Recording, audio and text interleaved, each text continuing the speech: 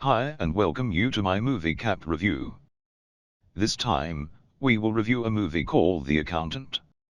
Ben Affleck plays mental calculator Christian Chris Wolff, a forensic accountant who tracks insider financial deceptions for multiple criminal organizations. The voice of a lady, originating from a blocked number, brokers him clients over the phone. As an auditor for illicit businesses, he takes a variety of payments.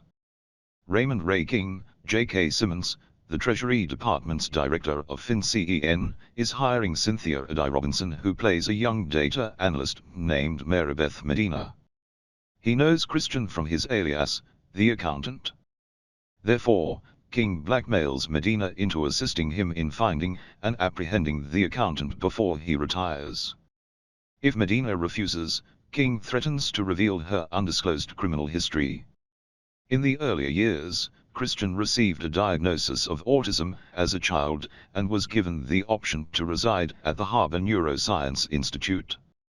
Even though Christian grew close to Justine, Allison Wright, the director of the institute's silent daughter, his father rejected him because he thought Christian should be able to overcome the challenges posed by his disability. Christian now uses his considerable military training from all over the world, arranged by his father, an Army psychological warfare officer, to protect him in his risky existence when he was just a child together with his younger brother. The voice assigns Christian his next task, which is to audit Living Robotics, a robotics company. Dana Cummings, Anna Kendrick, the company's internal accountant, has discovered some questionable financial irregularities. While CFO Ed Chilton, Andy Umberger, brushes off Dana's discoveries as an error, the company's CEO, Lamar Blackburn, John Lithgow, and his sister and associate, Rita Blackburn, Jean Smart, voluntarily assist Christian in his probe. But Christian soon finds out that the corporation has embezzled $61 million after Dana allowed him to access to the documents. The next evening, a hitman, John Bernthal, confronts the diabetic Chilton at his house and coerces him into giving himself a lethal overdose of insulin. Later, Lamar tells Christian he believes Chilton stole the money and committed suicide because of his remorse. Lamar was grieved by Chilton's passing, ends the probe, leaving Christian shaken by unresolved business. In the meantime, Medina discovers that Christian has three cover identities: Carl Gauss, Lou Carroll, and Christian Wolff, all of whom are well-known mathematicians.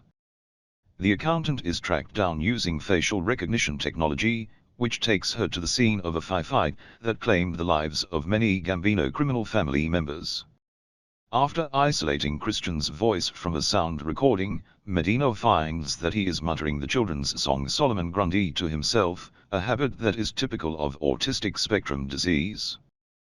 The trail takes her to ZZZ Accounting, a small accounting firm in Plainfield, Illinois, which Christian uses as a front. He divides his income across 4 cash-only companies in his neighborhood. She finds out that Christian has donated a sizable portion of his tax returns to the Harvard Neuroscience Institute.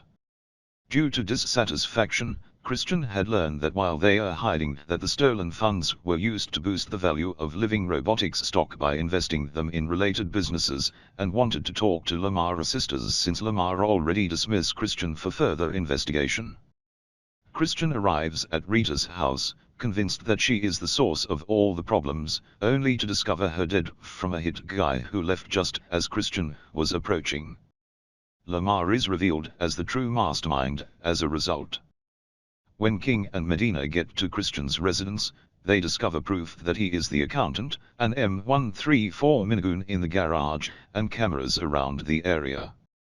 According to King, Christian was taken into custody following a fight he instigated during his visit with his father to his remarried mother burial, during which causes his father death, as his father took a deputy's bullet intended for him.